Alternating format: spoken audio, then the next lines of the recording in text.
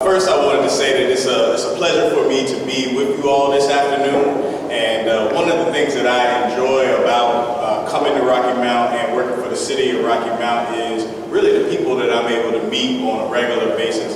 And so I enjoy that aspect, not only inside City Hall, but also getting outside of City Hall. So this afternoon, I was hoping that we could have a conversation of sorts. So I just want to share with you all what I think are the upcoming priorities. It's July, so for us, that begins our fiscal year. And so our city council recently approved or adopted our local government budget.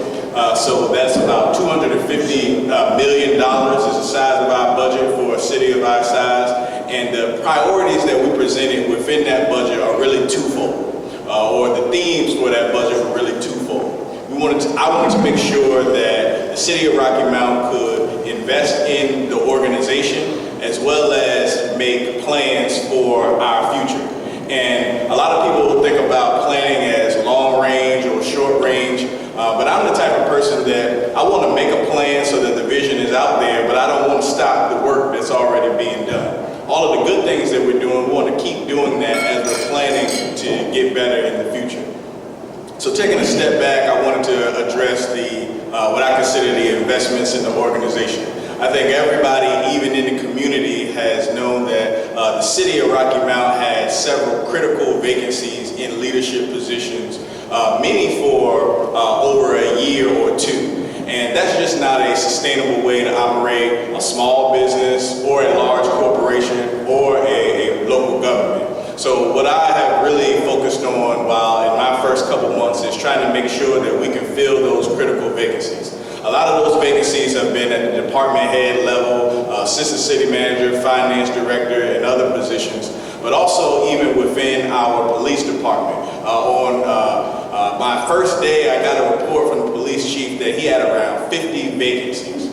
And so I just can't imagine the task of trying to ensure that our community is safe with that significant amount of vacancies in your sworn workforce. So one of the first things that we decided to do in conjunction with our classification and compensation study was increase that starting salary for our police officers to make sure that we can recruit people to fill those critical vacancies. So I think at the last count, since we've done that, we've gotten over 150 applicants. And one of the things that's significant about the number of applicants is we always know that there's going to be a typical churn in any organization. So being able to have that many applicants that we can fill our own unique recruit class is essential for us to make sure that we have the authorized strength that the chief needs to have to do all the things that we need the police department to do in the community. Also, last week we filled the vacancy in fire chief. We filled a vacancy in the new Department of Central Services. Later this week, if not already, we will be announcing appointments for our Director and Deputy Director of Development Services. We filled our downtown office, is now fully staffed, so that can serve as a one-stop shop for everybody that wants to invest in our local downtown, which has been a priority. And also we have some other vacancies that I'm looking forward to announcing in the coming weeks. So that's one aspect of investing in the organization. The other aspect is, right, wrong, or indifferent, the city's compensation structure was out of date and it needed to be revised and updated. So in addition to the classification and compensation study, which sometimes is the tagline that makes the headline, the real key to that is we now have a structure for a modern organization. We have positions appropriately classed. We have the compensation related to the market so that we can make sure that we place value on our workforce so that we can retain not only the good people that we have, but recruit people to come to work for the city of Rocky Mount. And one of the things that I try to share with everybody inside of City Hall is really, it doesn't matter what your position is, our only job is to serve the residents and visitors of Rocky Mount. And that needs to be everybody's philosophy no matter what department that you work in. So in order to make sure that people can focus on the service that they are providing, we've got to have a structure that allows that. So now with the council's approval of the budget, We have a new classification and compensation structure, and we also have the funding associated with providing increases to over 50% of the workforce based on the market analysis that we did with the consultant. Those are the two priorities in the upcoming fiscal year that we really have already begun implementing that I think will have a lasting impact on our organization going forward. And impact to our organization will mean better service for the community. In regards to planning for the future, we put in the budget $1 million to update our comprehensive plan, to conduct a downtown master plan, and to complete a housing analysis or a housing study. The reason for that is the city's land use plan is also something that needs that is out of date and needs updating. So that comprehensive planning effort for people that are not planners or land use professionals, and I'm not a planner, so I always pick on them. Essentially, what your comprehensive plan tells you tells investors and residents for the city of Rocky Mount, this is what we want and this is where we want it. And that's very important because that prevents you having land use or businesses in certain areas of town that may not complement the other residents or businesses in that particular area. It also makes it more efficient for us to get development, whether that be residential or commercial, because you don't have to go through a process to do rezonings and ask for additional approvals. You can just simply know I can do this by right, and here's where I can do it throughout the city. In regards to the downtown master planning efforts, that's also part of a land use development plan, but what that will really do is really set a vision for the downtown. The city has invested millions of dollars and has many more millions of dollars ready to invest in our downtown. But I think that throughout the community, as I have my conversation, people really want to know what is the vision for the area? What types of businesses do we want to see? What type of uses do we want? What type of activities do we want? And I think the best way to do that is to ask the residents the question. And so when we ask the residents the question, we can put that vision out there. So when investors come, and they are coming, we can say, this is what the community wants to see. And again, here is where they want it. And not only that, but here's how easy it is to do business with the city of Rocky Mount. And I think that we are lean enough as an organization that we can be easier to do business with than some other localities within North Carolina, which helps us competitively when it comes to expanding business and developing business. And then the last piece for that, the planning efforts is the housing. I go back and forth with whether to call it a study or an analysis because much has already been done. But I'll share a secret. I know I'm being recorded, but I'll share a secret with you guys if you promise not to tell anybody that I said it.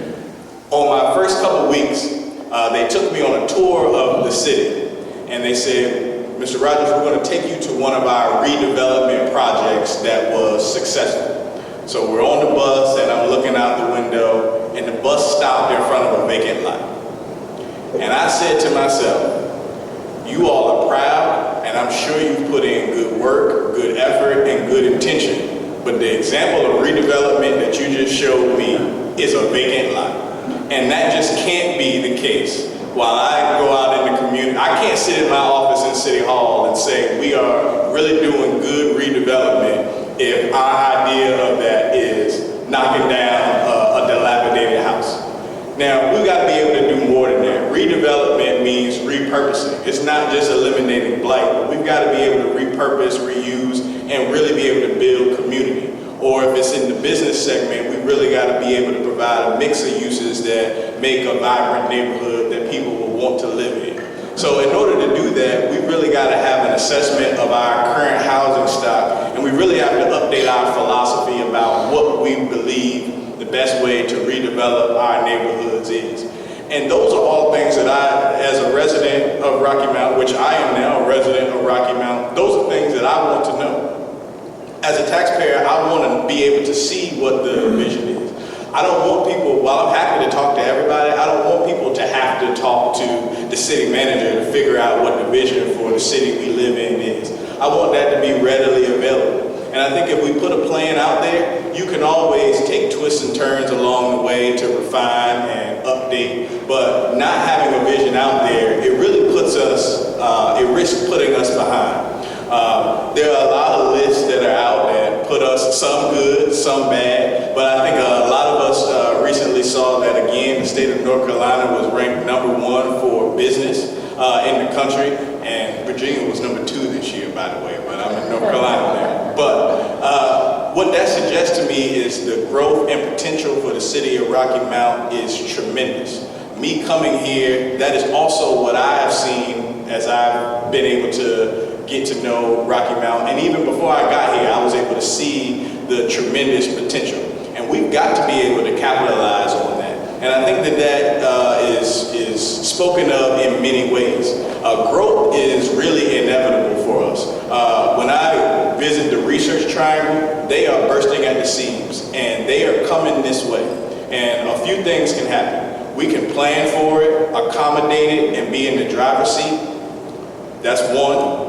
They could go around us and we miss out on the opportunity. That's two. Or the third thing is we can be caught on our heels, unprepared, and they come to town and dictate to the people that have been here what's going to happen. And that's just not acceptable if we can do anything about it. And I believe that we can, and that's why we need to plan for the future, and we need to do that today. So those are the major priorities that I'm going to be focusing on in the next 12 months, and making sure that we have the vision out there so that we can execute upon that.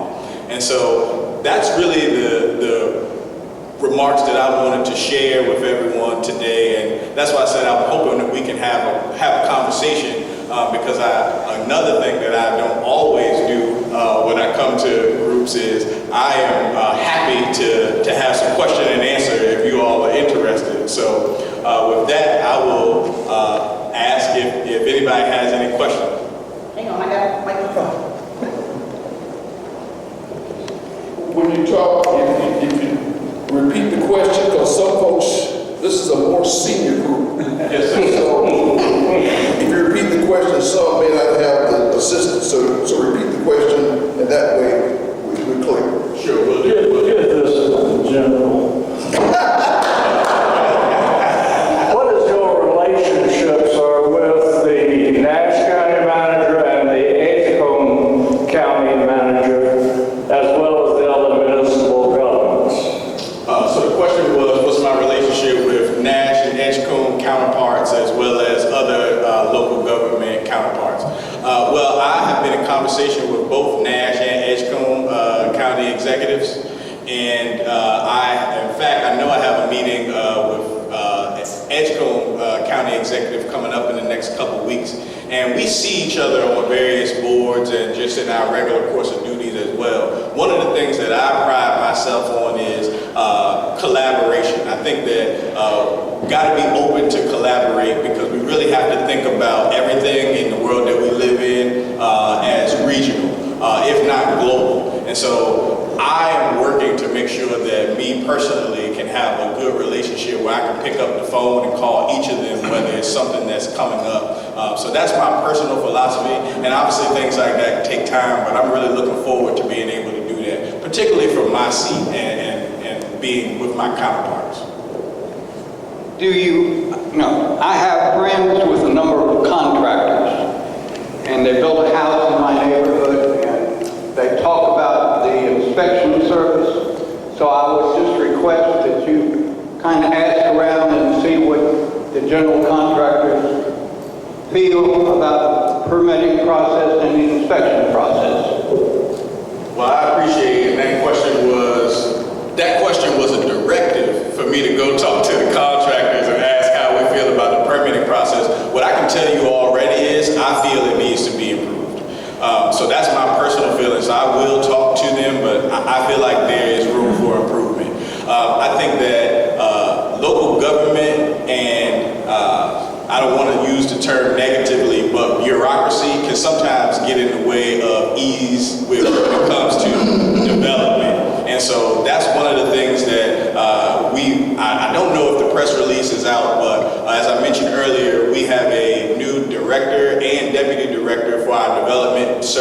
department, which is where those functions are housed.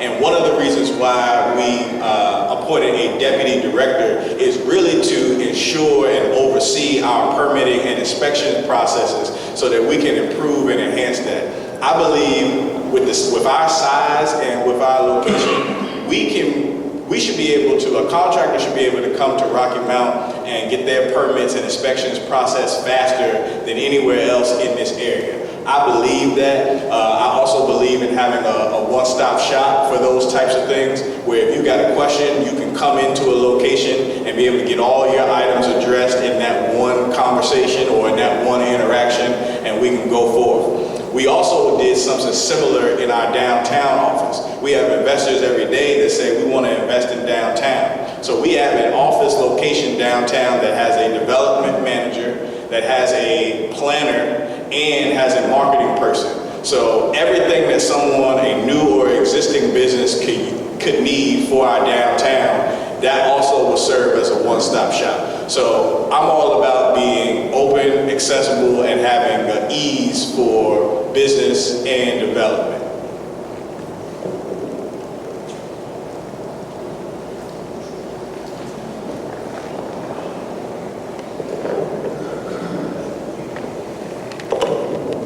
Please explain to me why there is so much residential blight and why it seems to be so difficult to take care of that problem. Sure. So the question was, why is there so much residential blight? And my answer is lack of enforcement. As a philosophy, and I understand how things can mature and change over time, but inside City Hall, there is a confusion about what our philosophy is. So in a similar vein as I shared that on my tour of a redevelopment project, they brought me to a vacant lot. There has been a philosophy that we're not sure whether the way that we combat blight is to take a property and tear it down. Is it to enforce the code that we have with inspections, or is it to let it linger because of some other issue?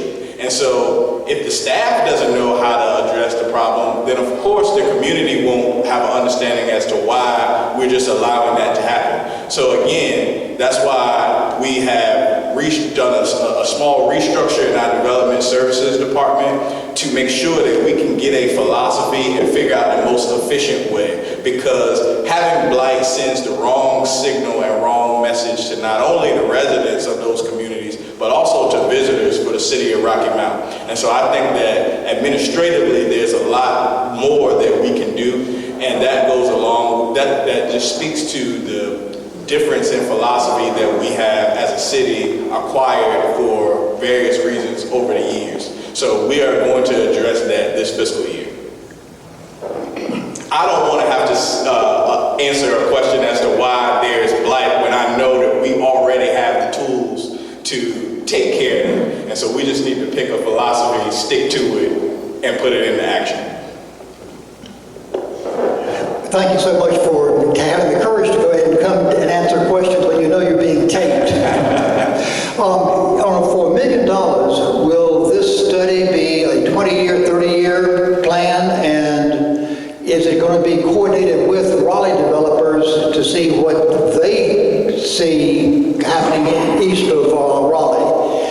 And the second question is, do you plan to meet with the various community organizations in the various districts in order to talk with people directly and maybe take a tour of Rocky Mount with the citizens? Thank you. So the second question was, do I plan to meet with leaders in the community in the various districts? And the answer to that is yes, absolutely. Let's do it. The second question was, with the $1 million set aside for the various studies, how long will they take, and will we have engagement from the development community?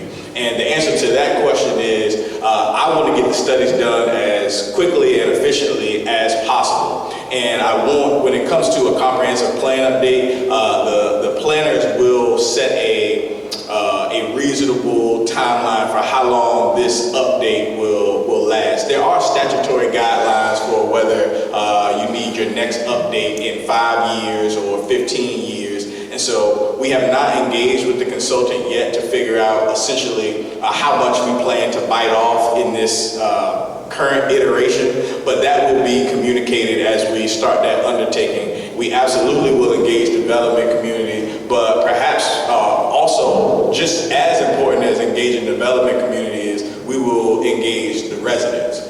Because this is really about what we want our communities to look like. It's not just about our commercial corridors or about development. We also want to, it leads also to the conversation about blight, certain standards for various neighborhoods and what makes sense. It's not a one-size-fits-all for the various neighborhoods, particularly when we have housing of the age that we do in certain areas of our city. So we will consult with the development community as well as the residents of our various neighborhoods to complete those plans.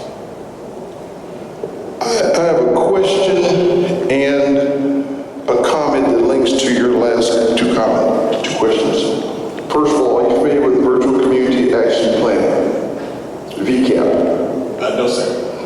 VCAP is an instructional tool that really combines bringing in community, but utilizing students as part of their education to understand the environmental structure and the methods by which the city lives.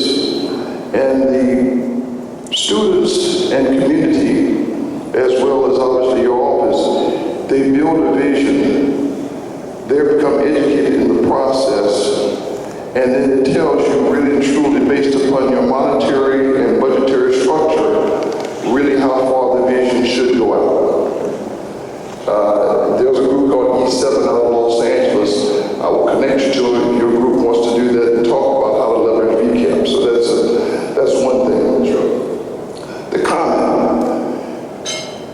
One of the concerns that you'll hear is because there is an age issue associated with a lot of the structures downtown and people are wedded to them. This is my 10-year lesson learned. I've been for 9 years. They're wedded to them. In your design, if you would consider apportioning a block or a period or a place in your design where it becomes an historical place, and you leverage one or two buildings and bring them up to the standard that they existed at the time period, and then recognize where that is. Make a conscientious and deliberate effort to address that issue, but the rest of the city then becomes available for whatever that vision looks like, and so you do that. I've given you a lot to look at, but again, that's the first was the VCAP, the second one was associated with the structure. Absolutely. I'm confident we will, in our planning efforts, we will absolutely look into that historical aspect for certain sites, absolutely. So thank you, and I'm happy to learn more about the VCAP. My question regards, and some of this, you wouldn't control, but the city council needs some direction when it comes to spending money. Hold on, can you turn the cameras off? They need some solid direction, and maybe your plans will help. When it comes to this shotgun approach of we're going to go ahead and give money for this house to be rehabilitated, if you look at the Beale Street project, or if you look at the workforce housing, there's a lot of controversy about why it's there, but it's there now, almost complete. But why don't we do something, in an area, if we're going to do something, why don't we do something to improve an area of some size and substance versus just here, there, wherever, and a lot of it's just politics, frankly pandering to their constituents. Well, sure. I think the question is kind of why we have certain development projects or redevelopment projects and why we have them where and the various scale regarding those. And I think you hit the nail on the head. When I go to talk to various residents, there is a question about why certain projects and why not others. And that's a question that as city manager, I don't want to be in a position where we can't explain, because it's not about whether a project was good or bad, because everyone's not going to like every single thing. But what that says to me is that we have not successfully articulated what our overall vision is. I think if we can articulate a plan, even if people have disagreed with the plan, at least we know what we're working towards. And so I don't want to sit inside City Hall and I'm the steward of the taxpayer residents, and the taxpayer doesn't know what our plans are. And so that's why I think that to address your comments, I want to be able to articulate what the plan and the vision is. And yes, that does come with approval from the city council, but also inside City Hall, as I mentioned, you don't have to talk to any particular person to be able to know what the vision is for the community, because we all are residents. I have a couple questions. One is, I know the Nash County left the Gateway Partnership. What does the Gateway Partnership do for us as far as bringing businesses in?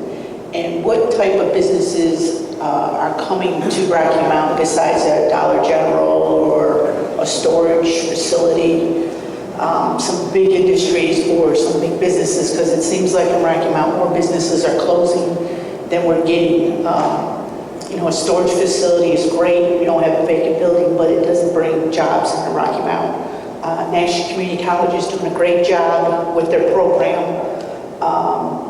And so is Edgecombe County. Their community college has programs too that's going to facilitate some businesses that are in the area. My next one is our downtown. Yes, we're going to be bringing some businesses downtown. Where are we going to put them all? They built that wonderful facility downtown, but they didn't do a parking garage.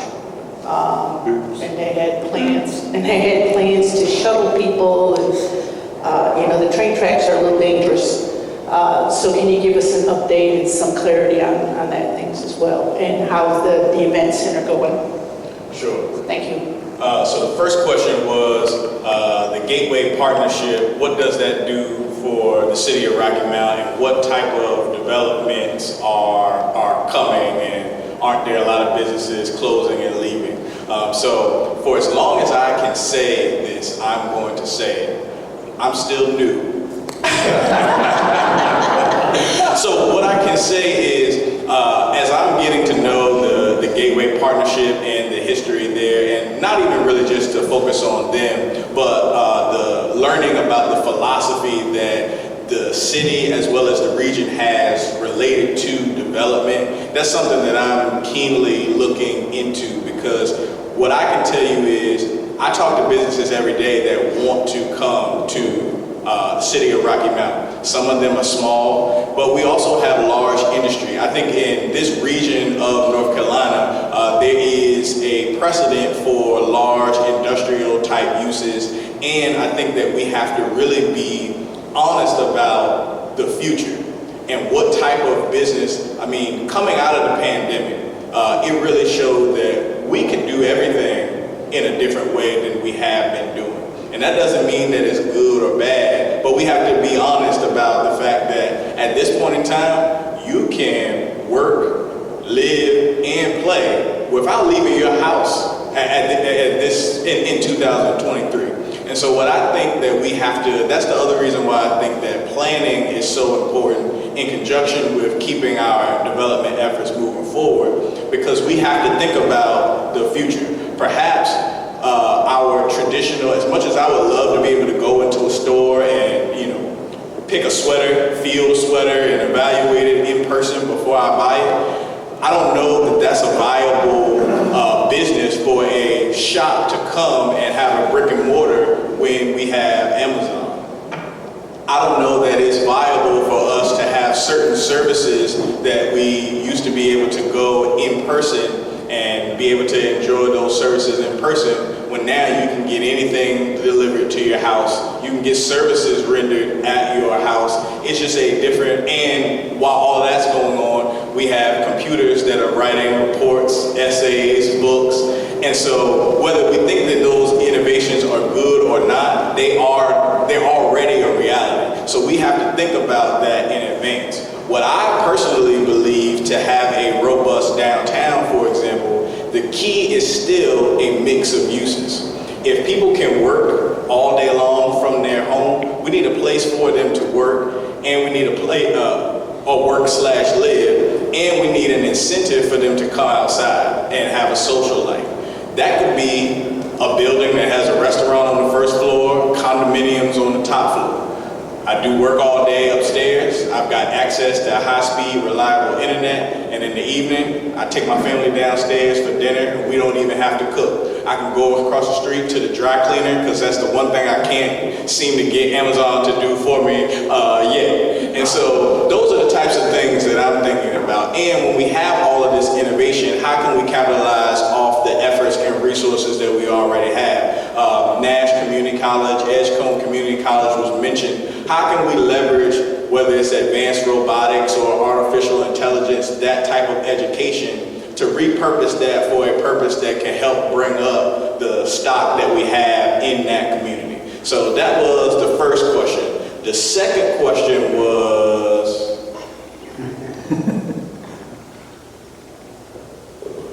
Beth, you had a second question? No, what, remind me what your second question was? Oh, that was the event center. Oh, the event center. I'm sorry. How's the event center coming along in parking deck? Have you planned for a parking deck since we're supposed to be having all this stuff come downtown? We need some parking. I think if we want me to talk about the parking deck, we got to turn those cameras off. But in all seriousness, what I would say is that the plan for the event center was for, at least as I've been advised, was for that to be profitable by 2026. The event center, in regards to their revenue and support and debt service, they are still on track for that facility to be profitable in fiscal year 2026. I count that from, with a fresh set of eyes as a success. I think people, sometimes when you do a facility, and obviously it was a major expense for the city to undertake it, so people have different things that they might want to see.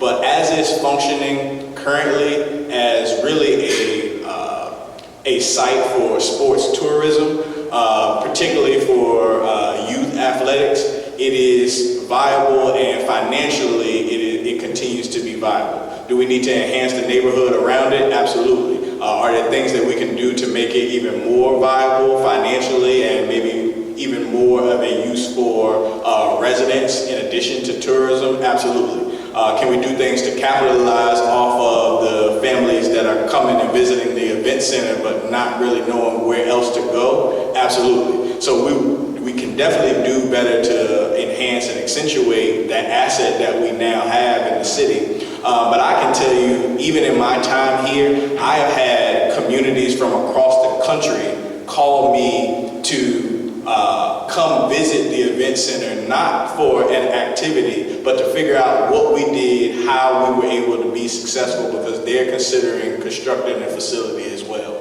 So those are the type of things that give me, even as I come in new and I'm learning about the history as how we got there, that show that those are positive indicators. Thank you. Agriculture, tourism, and actually number 2 is your military industrial complex here in North Carolina. We have done nothing to tap into the military complex in this area. And we reside on a natural line of drift of I-95 and now 87. We affect all 3 of those things, yet we're only leveraging most of them with an nth of our capability. So I guess the question is, if I could ask you, associated with those 3, tourism, agriculture, and the military industrial complex, which is growing, and that's kind of my commitment to you all to make sure it grows more. So what do we do? Well, I think the question is military, agriculture, tourism. What to do about those things or how to leverage those things. I think with tourism, one of the ways that I think the tourism professionals, sometimes they talk large or broad attractions and draws.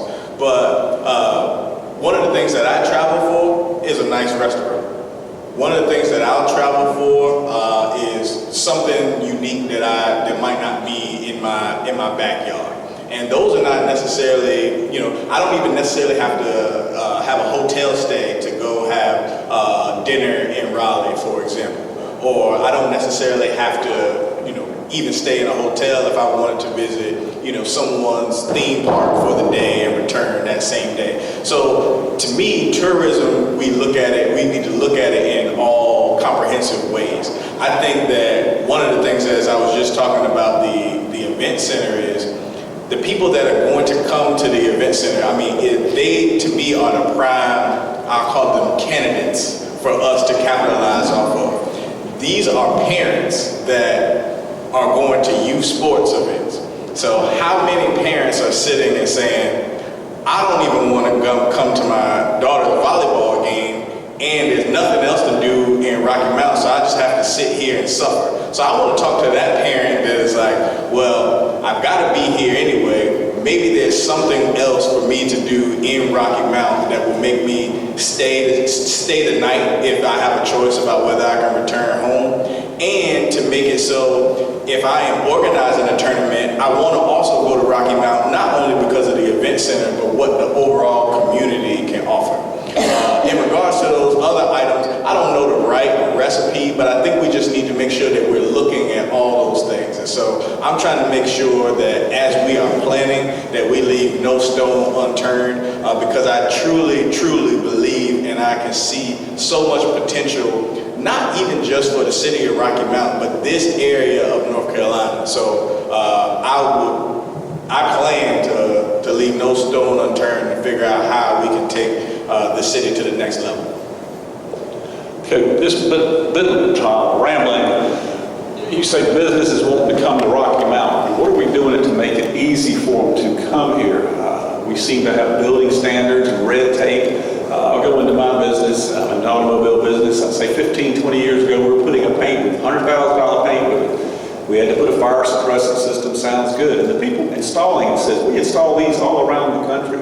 The fire suppressant system you hear is beyond stupid. Y'all have way over money. We've never had to put something like this. Why do we do it? Just about 2 years ago, I put a building on my lot. And fire department, you got to put a fire hydrant right there. Okay, what about the one there that's closer? We want one right there so we can stop the truck and do that. What? As we talked about the event center, we finished building it. Oops, we forgot parking spaces. If I had built that, you're not opening that until you build a parking deck. It's so much red tape. I talked to building contractors. Some of the stuff we do, we're telling businesses don't come here. We're not carrying North Carolina. We need to open the red carpet and beg them to come here and tell them, yeah, keep them in guidelines, but we got to have exceptions to letting these businesses come in here. Some of them say, it's just not worth it. Your restrictions are too far. We'll find some other place. We'll build outside of town. I'm going to take a risk and semi-agree with you.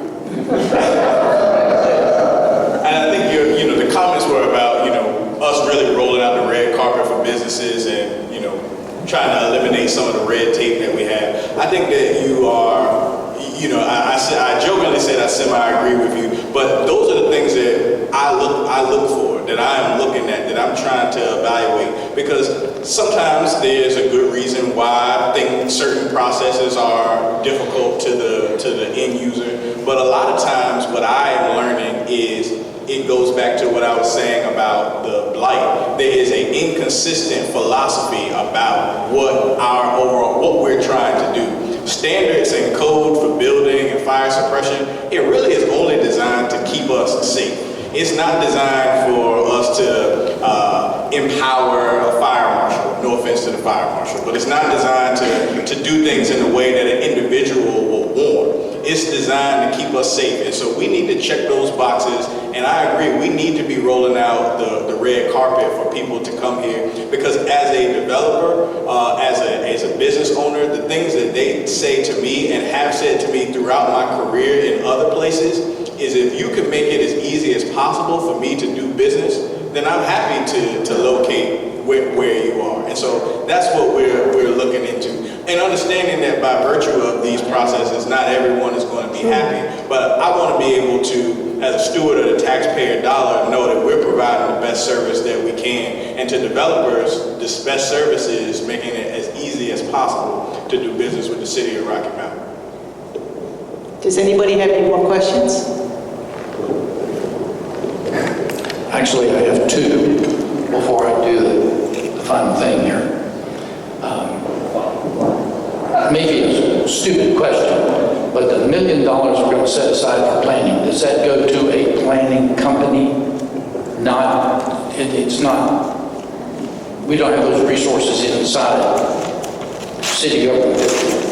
So the question is, the $1 million, is that going to a company for the planning efforts? So let me take one step back to answer the question. The reason why $1 million was set aside is because I'm not sure how much all three of those plans are going to cost. So it would be no more than $1 million. Also, that is not that $1 million is not directly from the taxpayer. That is one-time money. So one-time money being spent on one-time things or non-recurring expenses. So that's a responsible way to pay for studies that could be expensive. The answer to whether it could be done in-house or not is comprehensive plan. It's not something that you do in-house. You use a consultant. I don't want to say 100% of the time, because I'm sure somebody will prove me wrong, but that is typically done with a consultant. And the reason for that is they are, it's almost as if a doctor can't certify himself. Somebody else has to do it. So that's the reason why you use a consultant, essentially. The consultants are also planners too, and so they advise and make recommendations as they're completing those plans.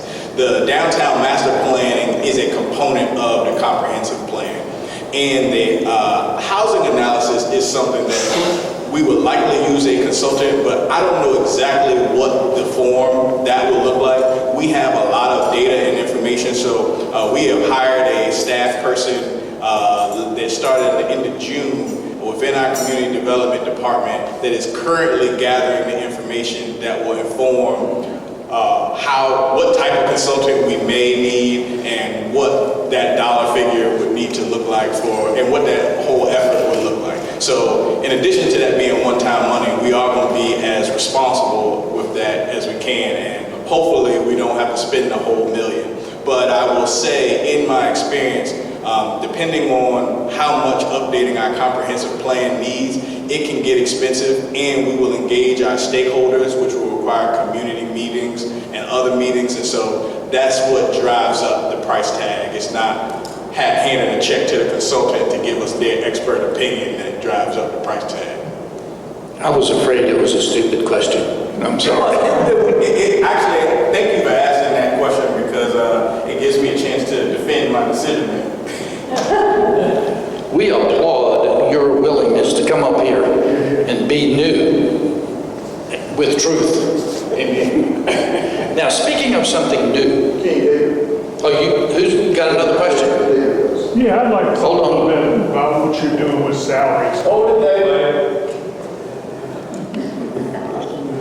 I said, I would like to talk to you about what you're doing about salaries. What I know is that we are improving the minimum wage for policemen. To me, that says that the corporal, the sergeant, the lieutenant, the captain, all are expecting something else in their paycheck. Let's go on to the fire department. Same counter positions are wanting the counter thought. And medical emergencies, all of our services. We aren't doing, I haven't heard anything about, we already have the money. It would be atrocious to say, somewhere on that table is the money to do this. So what are we doing about appropriating new monies if they're assumed. And I just think that there's so many categories going on here that everybody's going to have plans for vacation homes. Somebody's going to be disappointed. Can you tell me anything about that? Sure. So the question was broadly about various salary updates for city employees. So I'll tell you, in my experience, the salaries for employees in terms of the public discourse is more of a, what is our policy and philosophy on compensation? And do we have a plan to administer it? And so that is, in fact, what we have. In the budget, which is separate from our classification plan, there are two separate ordinances. We spoke to a study that was already underway before I arrived, and it was my goal before I presented the budget to do two things: make sure the study was complete and only recommend implementation if there was sufficient funding to do so. What we were able to do before we presented the budget was complete the study and find the funding to implement. Now, some of the confusion around that kind of two-pronged approach was that we announced a starting salary for police officers with the understanding that that is what the study recommendation already would say. But the study recommendations weren't put out by the time we announced the starting salary. The reason for police officers, the reason for that is it takes us 12 months to get from recruit to on in the neighborhood for a police officer. So we needed to advertise that rate. So when we advertised it, we had no one making $60,000 because that's what we were trying to recruit. And mind you, we got 150 sworn strength in our police department.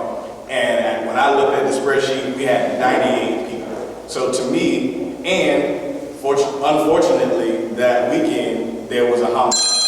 So again, for my comfort, sitting in City Hall, I can't say to the chief, you need to fix this when he's down 50 officers. So it was advertising that we had to get out there, and we had to get out in front, and we had to address that more immediately. Because those cadets that we recruited, they're still not able to be in the community yet because they're still going through the process that it takes. Transitioning for the whole organization, in the budget that I presented to council that was subsequently approved, there was $3.2 million allocated to support the new classification and compensation plan. The reason why it costs money to implement is because the market analysis in our new pay structure increased several positions the minimum salary. So everyone that had a position that was impacted by that new minimum salary had to get a raise to move to that new minimum salary. For example, and I'm just going to say employee, widget fixer number 1. If that's your title and the minimum salary in June was $30,000 and the study said the minimum salary for that position is now $50,000, on July 8th, their new salary moved from $30,000 to $50,000. That happened for positions across the city. That happened for positions throughout. And some employees will receive a 1% increase. Some employees receive a 40% increase. It just depends on the market analysis for that position. And so when council approved the budget, they approved the funding to implement those increases. And so all of the conversation about particular departments and what the impacts there were was somewhat outside of what the overall picture really should be. And to address your point about if you raise a starting salary here, what does that do for supervisors and higher ranking people? Everyone, because we did a citywide study of every single position, everyone's position was evaluated and was also moved up too. And I will say the other tool that you have administratively, which is really not a policy initiative, is that if compression exists in an organization, we've long had the tool to address address that, and we still retain the tools to be able to address that. And what compression really is if you've been working in a position for 10 years and your salary is $50,000, but now I have to hire for your same position at $55,000 because that's what the market dictates. The day that I hire someone at $55,000, I owe you $5,000 more. That's compression.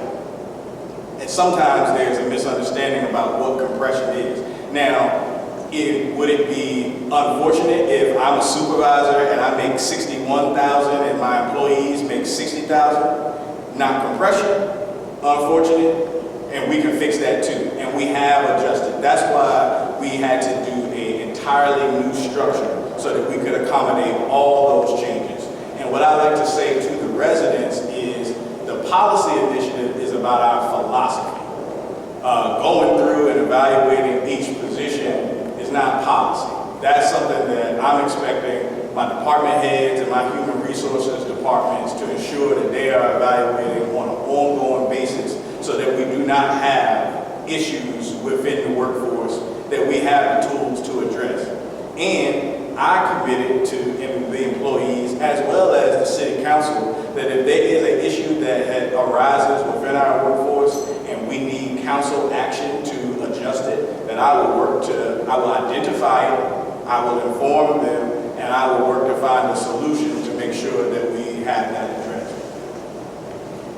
I would assume I'm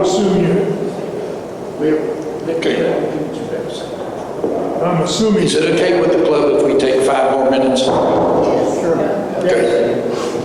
You got one question here, and then we'll go. Okay, I understand that, as you said, the police force was really low on people. You needed people. All businesses are like that. I'm starving. I need 20% more employees. You just can't find them. And it put me in the position, I've got dead weight sitting around here, which I'm pretty sure if it's happened to me, government job, probably a lot of dead weight. You've got all these people lined up. Is somebody going to have the kahunas to clean out that bottom 20% that should not have been there to start with, but you're just keeping because they were bodies? Well, what I can say, because I'm new. I mean, that is right there. I got to keep them. You probably got that police force. Are y'all going to have to, let's get rid of these now, we've got all these good people coming in? Well, I think we have to be mindful that, just to your point, every organization deals with the same things. And so what I try to make sure is that we have managers that are empowered to do what we have to do. Because again, City Hall is our only purpose, regardless of our various duties, is to serve the residents. So somebody that's not performing is not providing the best service to the resident. And we need to go through the process to make sure that we can get the best out of our employees. And if it's just not going to work out, our supervisors, as you mentioned, need to be empowered to address that in whatever way that needs to be. I guess that's the question. Are they going to be empowered to clean them out? Or says, no, they're untouchable. You can't. They're city workers. You can't touch them until they murder somebody. Well, I do think that the realities of government is our processes for administration of personnel is a little more, I would say, it's more of a progressive discipline when you talk about people that are not performing, or there are processes that private sector just does not have to go through. So that is a reality of government service, and that's not just unique to the city of Rocky Mount. It's other local governments, state governments, federal government. I work for them all, and it's very similar.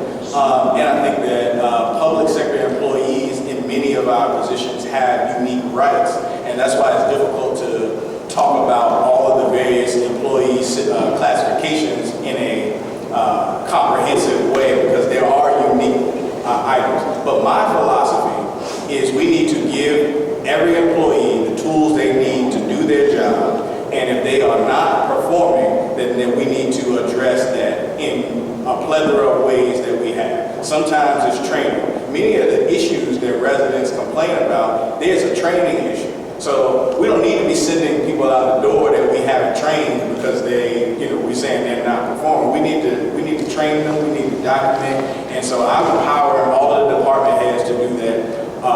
Because you brought it up, in Human Resources Department, there were 2 positions added in the budget as well that are specifically designed for training and leadership. Number 1, to help employees, because a lot of our certain labor categories have many opportunities for promotion. So we need to make sure if you could get a promotion and a raise by acquiring your CDL, let's get you a CDL, because that makes you more available to do various tasks for the city, and that's better service for the residents. So I need our HR department making sure that we've got the trainings in place to get these types of things so that employees can progress. And that's more compensation and advancement for employees. So it serves both. It's good for the employees and it's good for the customer. So I guess that was a long-winded way of me saying that absolutely I am empowering all of the department heads to do what they have to do to appropriately administer their department and manage their staff. Last question. I heard you say that the number is going to go up.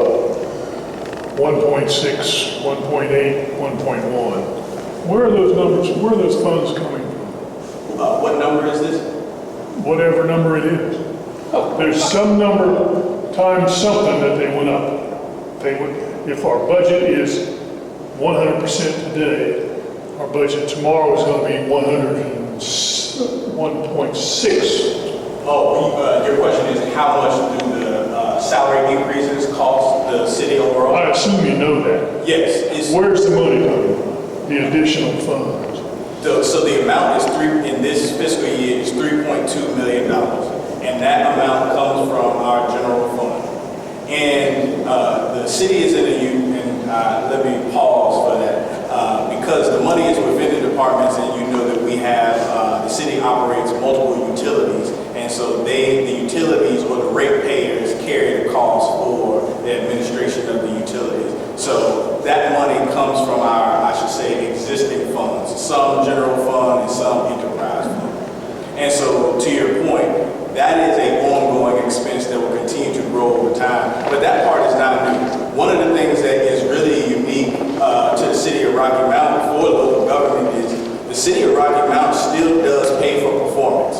So every working day this year, I have signed a performance evaluation and given an employee an increase related to that performance evaluation.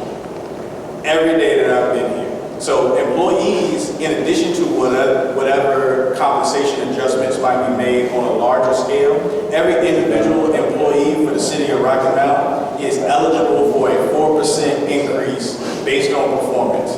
And I have signed many of them since I have been here in my newness.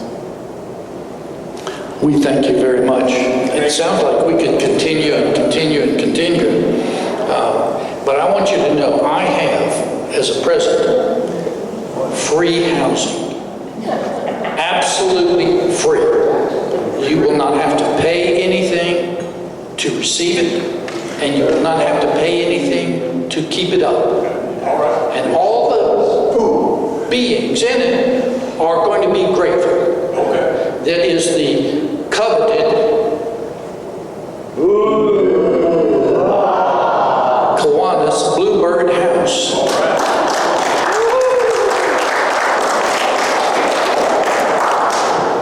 Let's give our speaker one more good applause.